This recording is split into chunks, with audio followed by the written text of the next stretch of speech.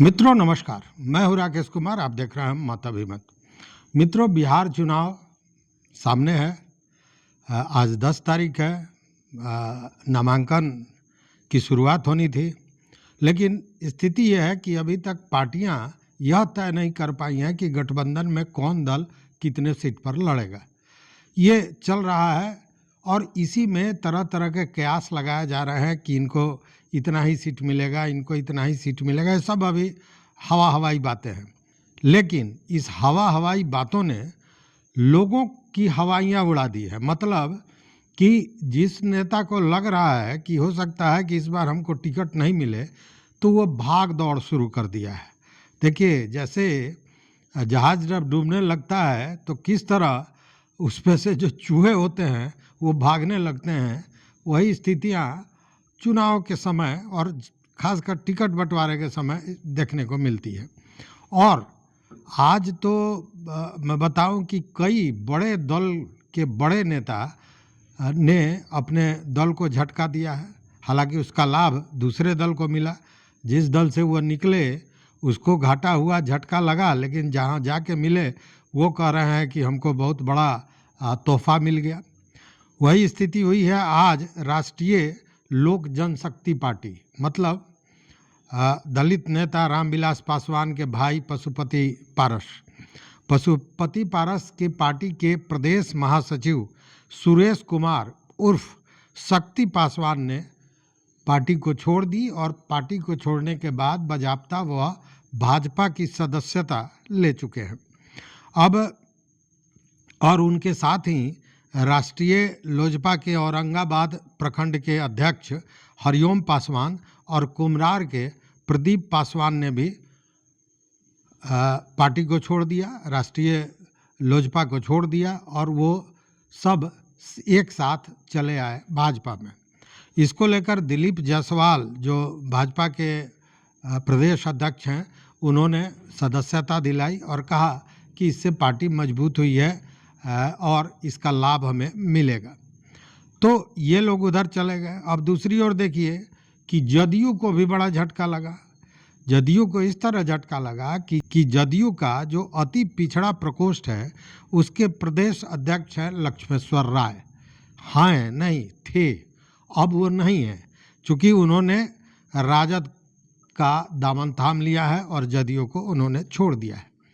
जब वो राजद में गए तो बजाप्ते जो प्रदेश अध्यक्ष हैं मंगली लाल बंडल और प्रदेश के प्रधान महासचिव हैं अब्दुल बारी सिद्दीकी, उन्होंने उनको सदस्यता दिलाई और पार्टी में स्वागत किया।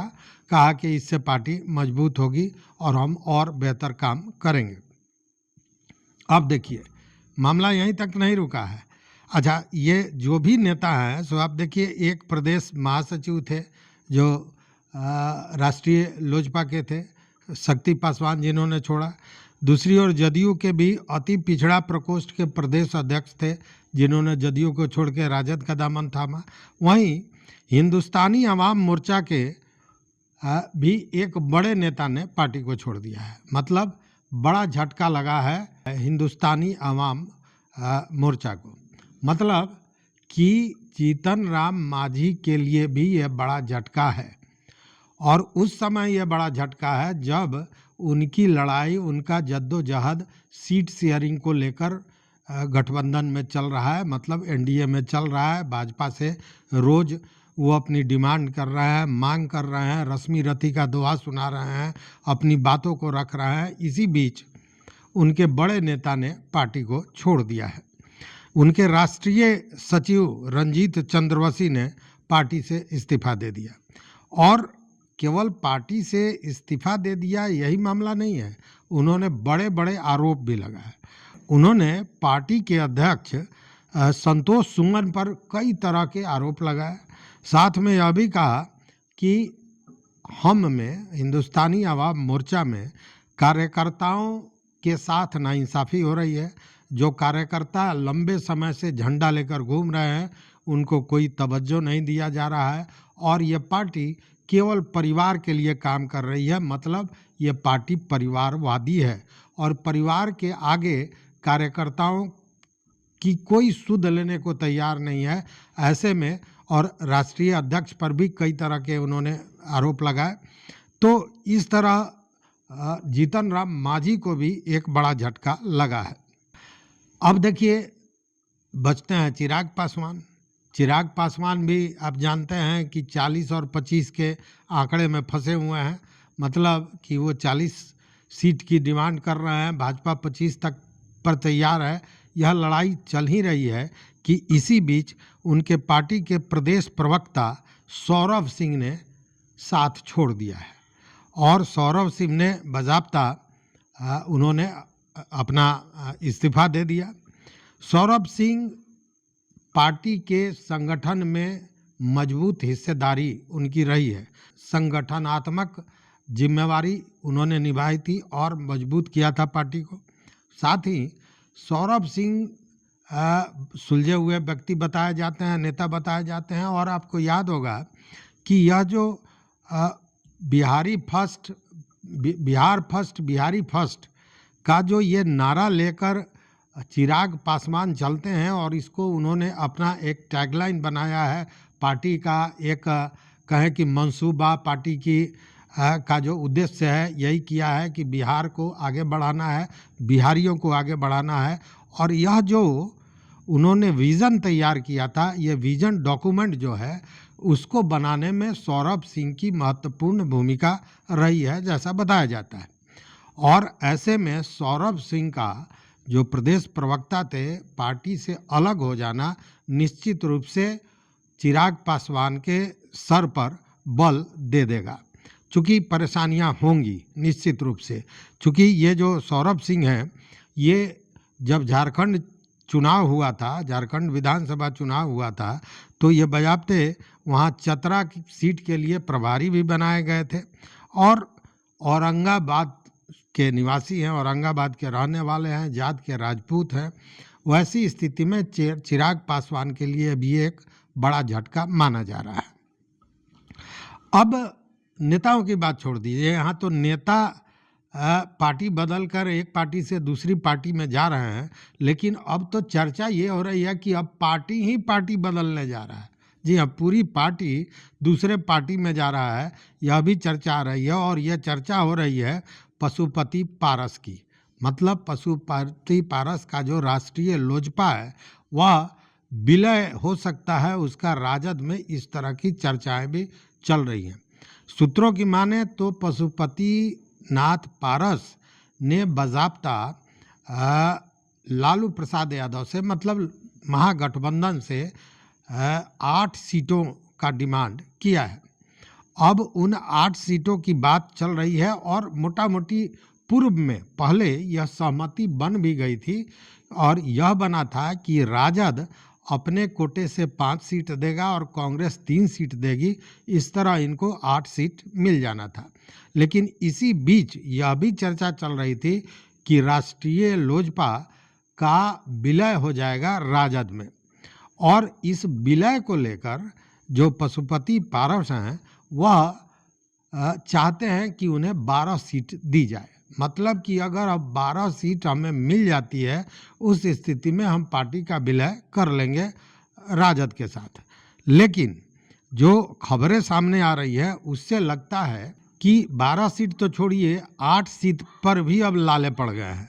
चूँकि पहले जो 8 सीट देने की बात हो रही थी, अब उस मामले में राजद ने अपने पैर को पीछे खींच लिया है और अब वह 3 सीट ही देना चाहती है।